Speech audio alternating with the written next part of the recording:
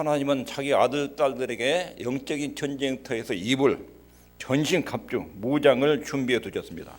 하나님이 준비하신 무장, 이것으로 잘 단장해야 됩니다. 그 첫 번째가 진리의 허리띠, 두 번째가 의의 흉배. 오늘 본문에서 평안의 복음에 예비한 것으로 신을 신고, 신을 뭐라고 표현했냐면 평안의 복음에 예비한 것. 무장에서, 전쟁에서 군인들에게 군화가 굉장히 중요합니다. 발을 보호하는 군화. 먼저 신의 가치, 발을 보호하는 역할이죠. 발은 몸 전체에서 초라하게 대우받는 지체이기도 합니다. 가슴이, 허리가 아무리 강해도 전쟁에서 발이 미끄러지고 넘어지면 그대로 포로 신세가 되고 적에 잡힙니다. 그러니까 위에 상체가 아무리 좋아도 발이 병들어가지고 골마가지고 썩어 들어가면 그 사람은 꼼짝없이 전쟁터에서 잡히게 되고 전투력을 잃습니다. 진리의 허리띠, 의의 흉배, 이 부분만 가지고는 안 되고 발이 튼튼해야 됩니다. 고린도서 15장에 보면 여러 지체들이 있는데 발도 그 지체 중에 하나다. 신발할 때는 이 군인들의 군화를 생각해야 됩니다. 그냥 우리 보통 사람들이 신고 다니는 신발이 아니라 전쟁터에서 신발의 역할 굉장히 중요합니다. 로마 군인들의 신발은 발바닥을 튼튼한 가죽이나 쇠로 이렇게 만들고 끈으로 잘 이렇게 묶는 것, 이게 이 당시 로마 병사들의 신발 모양입니다. 요즘의 군대 군인들은 전부 다 군화를 신습니다. 군화가 굉장히 두툼하고 발을 등 쪽으로 굉장히 보호해주게 튼튼하게 되어 있습니다. 여기 중요한 신발의 역할은 뾰족하고 예리한 물체들로부터 발을 보호해주는 것, 뾰족한 돌멩이, 또 유리 조각, 목같이 날카로운 것. 왜냐하면 전투 현장에는 방어선을 구축하기 위해서 바닥에다가 그런 것들을 많이 만들어 옵니다. 바닥에다가 맨발로 뛰어다갔다는 발이 이런 날카로운 것에 뚫려가지고 발등까지 솟아오면 그 병사는 감염되고 고름 생기고 병들어도 전혀 몸을 쓰지 못합니다. 발의 신발이 그렇게 전투 현장에서는 굉장히 중요합니다. 밑창에 미끄럼을 방지하고 뾰족한 것으로부터 발바닥을 보호해주고 신속한 기동력을 확보해주는, 이게 신발의 역할입니다. 이 신발이 없으면 날카로우다 찔리게 되고 그것으로 감염이 돼가지고 발이 퉁퉁 붓고 고름 생기면 그 병사는 발을 잘라내든지 전혀 전투를 할 수 없습니다. 아무리 전쟁 기술이 좋고 허리가 튼튼하고 가슴에 의의 흉배를 단단히 붙여도 발이 찔려가지고 고름 들고 병들면 그 병사는 전혀 움직이지를 못합니다. 전쟁에서 가장 중요한 것이 기동속입니다. 빠른 속도로 이동하는 것. 이 전쟁에서 기동성의 중요성을 제일 먼저 깨달은 사람이 BC 4세기 알렉산더 대왕입니다. 적들의 이동이 느릿느릿할 때 알렉산더는 굉장히 빠른 속도로 이동해서 적들을 제압하는 이런 전술을 구사했습니다. 그 이후에 이 군사들에게 빠르게 이동하는 데 중요한 것이 신발입니다. 장거리를 뛰게 되면 발바닥에 문제가 생기니까 언제나 신발을 잘 만들고 가볍고 안전한 신발을 만들어 가지고 병사들에게 부착시키는 것, 이게 전쟁에서 기동성에서 굉장히 중요한 역할을 했습니다. 바울은 마귀의 괴계를 대적하기 위해서 싸우고 있는 성도들에게 평안의 복음에 예비한 것, 이것을 신발로 비유했습니다. 영적인 무장에서 신발의 기능이 뭐냐? 평안의 복음에 예비한 것. 여기서 많은 성경학자들이 평안의 복음을 복음 전파로 자꾸 오해를 합니다. 평안의 복음의 신발이라는 것이 뭐냐? 복음 전파다. 얼른 듣기에는 말이 맞는 것 같은데 아닙니다. 여기 지금 본문의 흐름을 뭔 말하고 있죠? 사단과의 영적인 전투에서의 무장 문제를 말하는 무장. 신발을 평안의 복음이라고 표현했죠. 평안의 복음의 신발.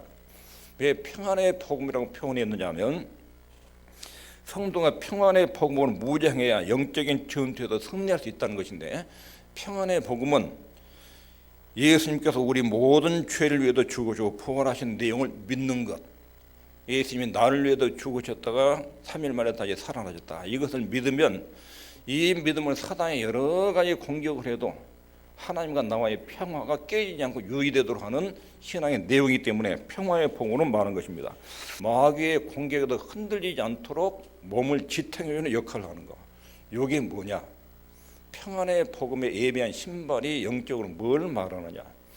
평안의 복음에 예비한 신발, 첫 번째, 왜 이렇게 무장해야 되는지, 왜 이 신발을 신어야 되는지를 먼저 12절에서 말합니다.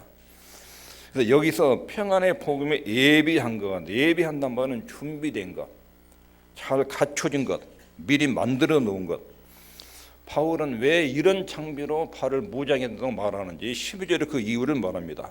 우리의 씨름은, 우리의 전쟁은 철과 육에 대한 것이 아니요, 우리 신앙에서 영적인 전쟁은 사람과의 싸움이 아니다. 정사, 권세, 어둠의 세상 주관자, 하늘에 있는 악의 영들과의 전쟁이다. 신발의 의미가 그럼 뭔가? 무장의 이유는 우리의 적의 정치 때문이고, 신발의 의미, 평안의 복음에 예비한 신, 이렇게 표현했는데, 신발은 이것을 의미합니다. 읽겠습니다. 시작. 복음에 대한 확고부동 확신, 내가 믿고 있는 내용, 믿는 대상에 대해서 또렷하고 변하지 않는 확신을 갖는 것, 이것이 여기서 말한 평안의 복음에 예비한 신발이라는 뜻입니다. 이건 복음 진리에 대한 확고한 믿음입니다. 확신입니다. 이것은 결심이 굳게 서야 함을 말합니다. 진리를 믿고 그 진리에 대한 강력한 확신을 갖고 사는 것, 하나님과 그분에 대한 믿음, 신뢰한 내용, 그리고 성경에 약속된 내용, 이것으로 내 인생이 아주 든든하고 굳게 세워지는 것, 이런 것이 바로 복음의 신발입니다. 누구를 믿는지 믿음의 대상도 정확하게 알고 믿음의 내용도 또렷하게 아는 것, 이것이 여기서 말하는 복음의 신발입니다. 사도 바울은 고린도전서 16장에서 이렇게 말합니다. 읽습니다. 시작. 깨어 믿음에 굳게 서서 남자답게 강건하여라. 굳게 서는 것은 결국 신발문입니다. 발이 제대로 포화가 돼야 사람이 제대로 설 수 있습니다. 근데 이 굳게 서는 것을 믿음에 굳게 서서 남자답게 강건해라. 우리 몸 전체를 이동하는데 발의 역할이 그렇게 중요하다는 것입니다.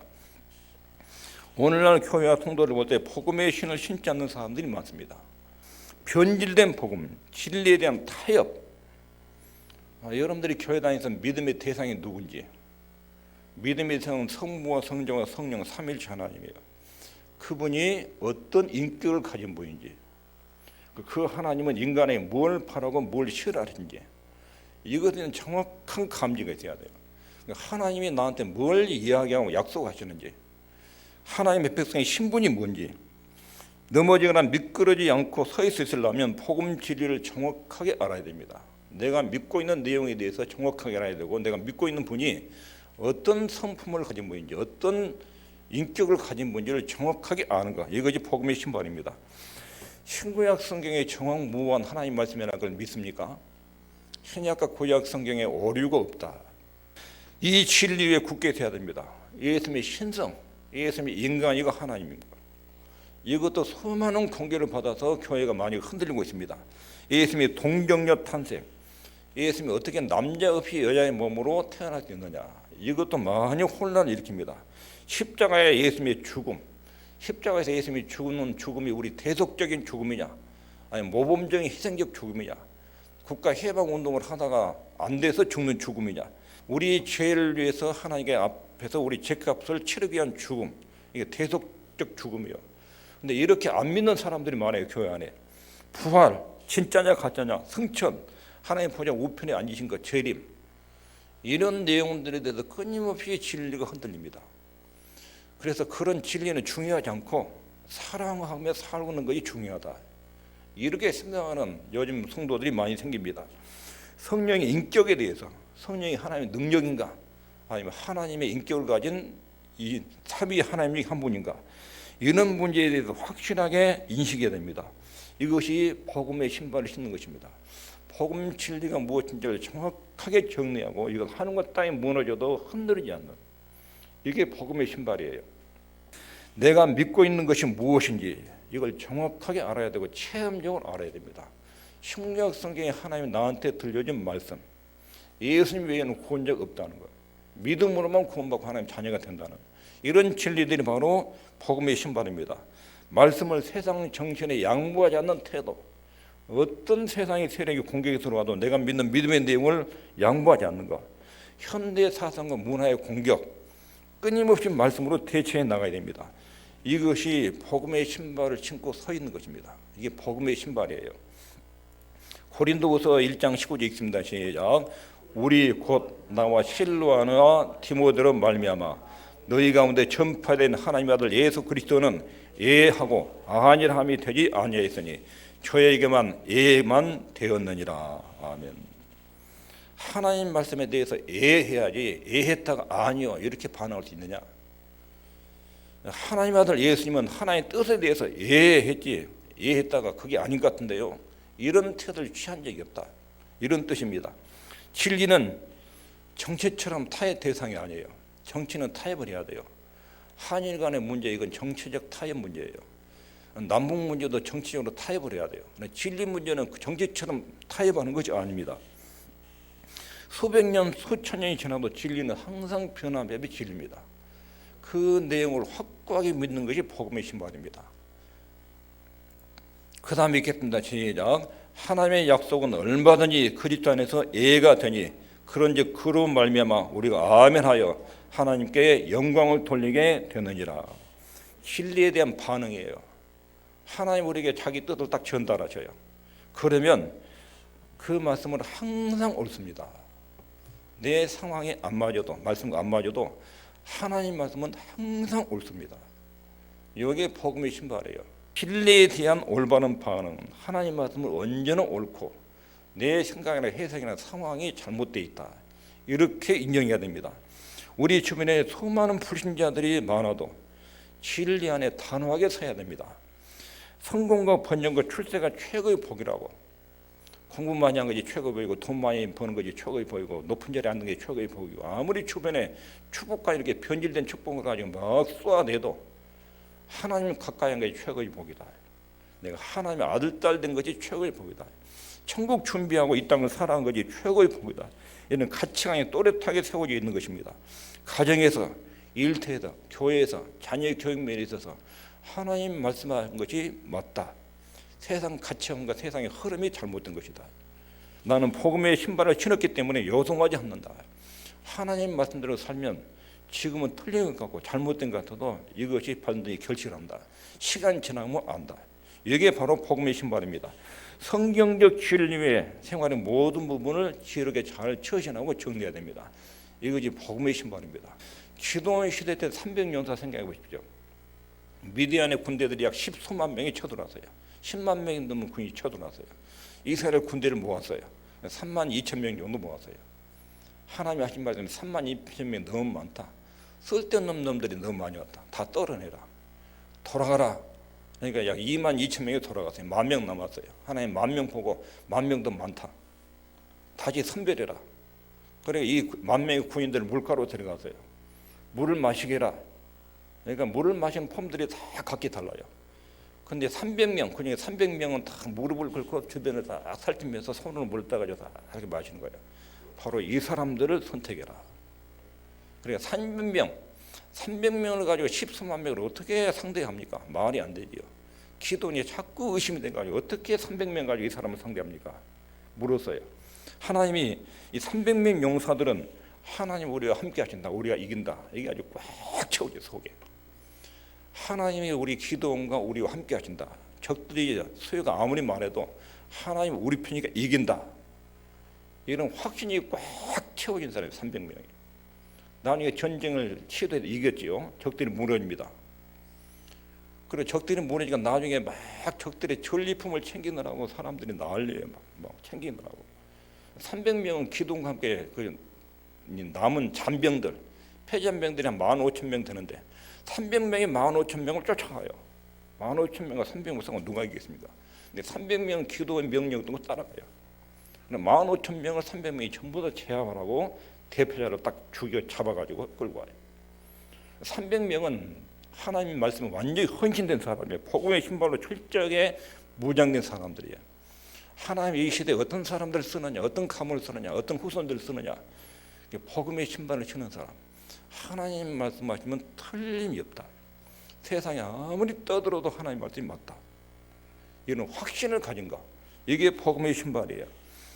복음 진리에 대한 확신을 가지고 일어난 사람들을 하나님이 이런 사람들을 사용하십니다. 이런 사람들은 주위에서 별의별 말을 떠들어 흔들리지 않습니다. 여러분은 진리 위에 서 있습니까? 진리에 서려고 하고 있습니까? 그거에 설 수 있습니까?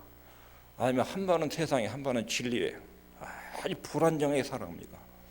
사단이 불신자의 세상 문화를 가지고 한마디 탁 하면 대번에 흔들리고 넘어가는, 성경 말씀은 현실에 안 맞는다고 세상 정보나 과학이나 이런 쪽으로 발떡 넘어가는 이런 경우는 사단의 밥이 됩니다. 돈과 하나님께 왔다 갔다 하지 않는지, 한 번은 세상에 한 번은 진리에 서 있지 않는지, 이건 제대로 서 있는 것이 아닙니다. 복음의 신발을 신고 섰는 것, 하늘과 땅이 무너져도 하나님 말씀과 같이 맞다, 이 말씀대로 살아가면 반드시 길이 열린다. 이게 성경적 진리에 대한 확신입니다. 이것이 복음의 신발입니다.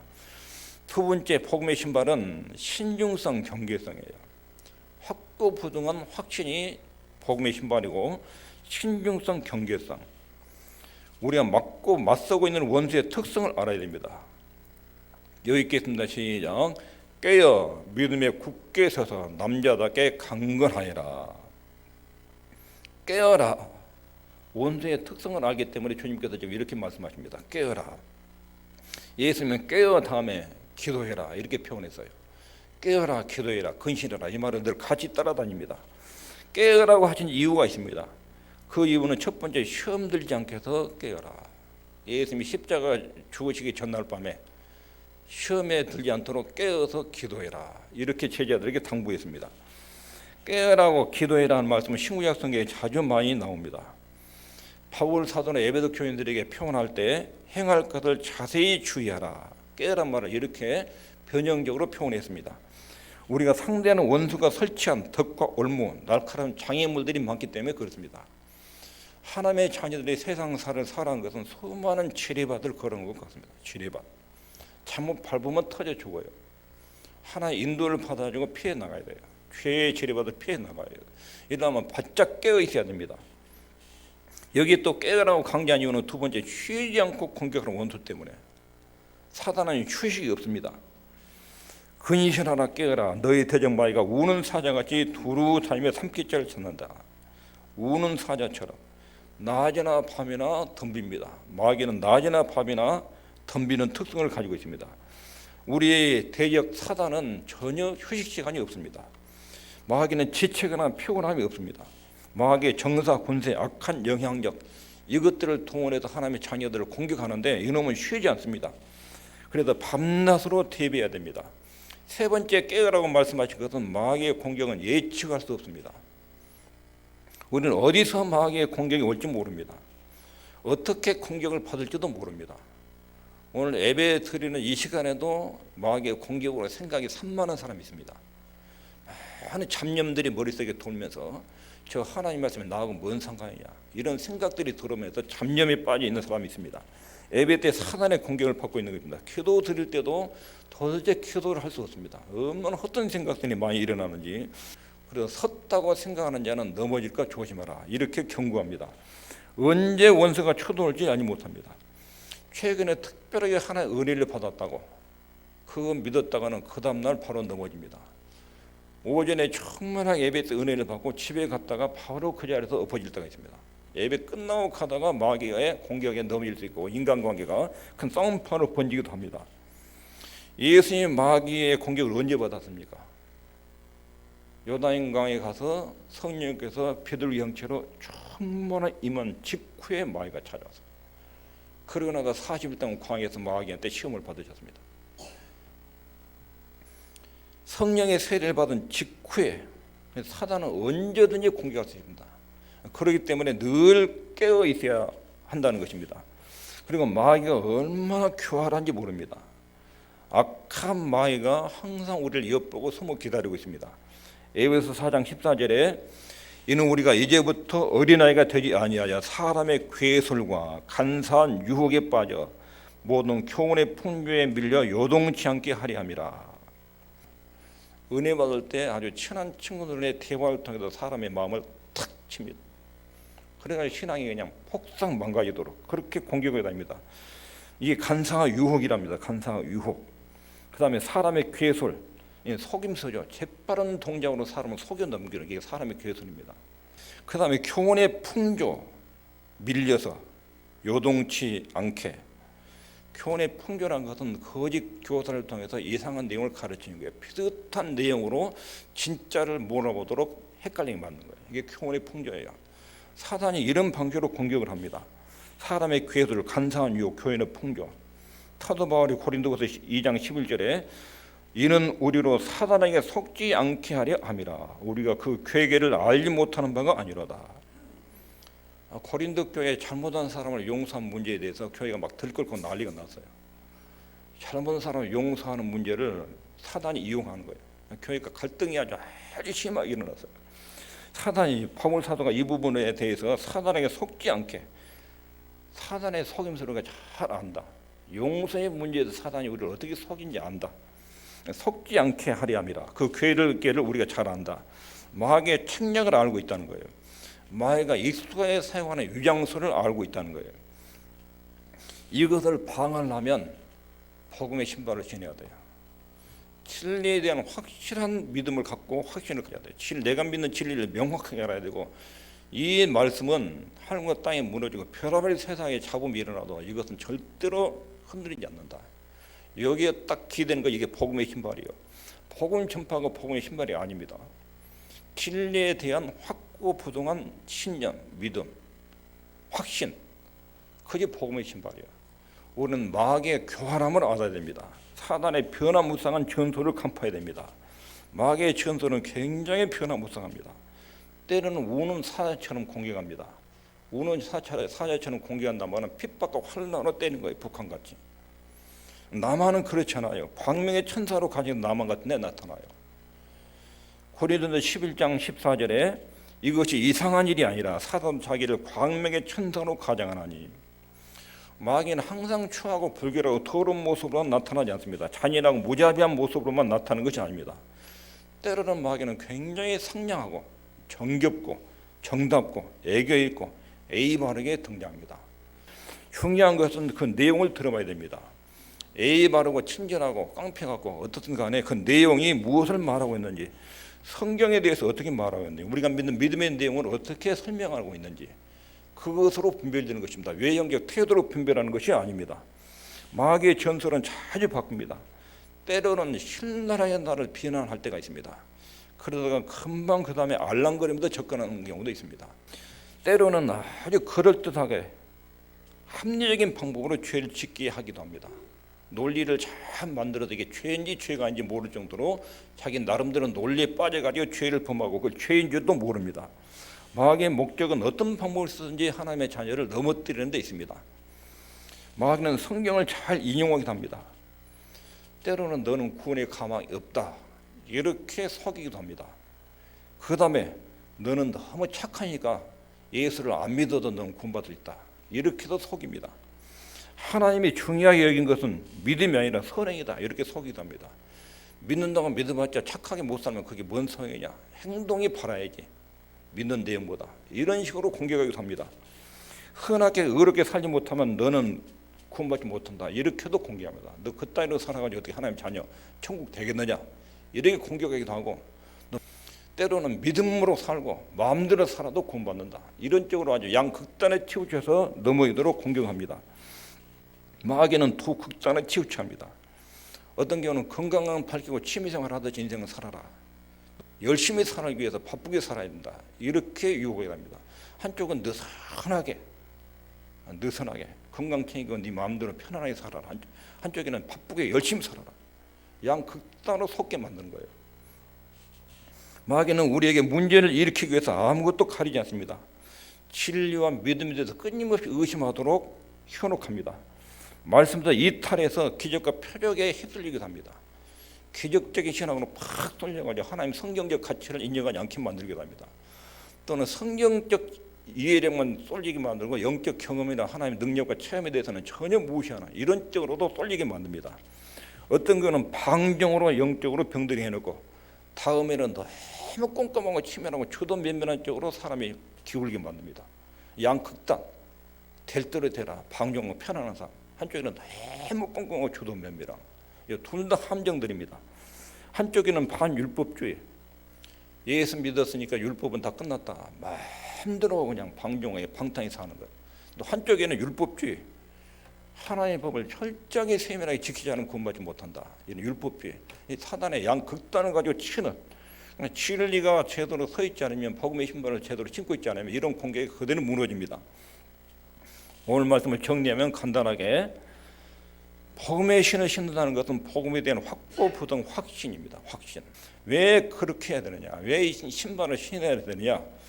우리가 싸우는 대상이 굉장히 악랄하고 교활하고 능력 있는 마귀와 싸우기 때문에 하나님 아버지가 마련해 주신 무기로 무장을 해야, 방어 무장을 해야 그것으로만 사단의 공격을 이길 수 있습니다. 다른 세상의 지식이나 진리나 문화나 이런 방법으로는 마귀의 괴계를 이길 수 없습니다. 복음에 대한 확고한 확신, 하나님 말씀에 대한 뚜렷한 확신, 세상의 문화나 세상의 분위기가 아무리 헷갈리게 말을 해도 하나님의 말씀이 옳다는 확신, 이것이 바로 복음의 신발입니다. 이런 복음의 신발이 세상 문화를 통해서, 과학 학문을 통해서 공격하는 마귀의 공격을 이길 수 있도록 보장해 줍니다. 기도하겠습니다.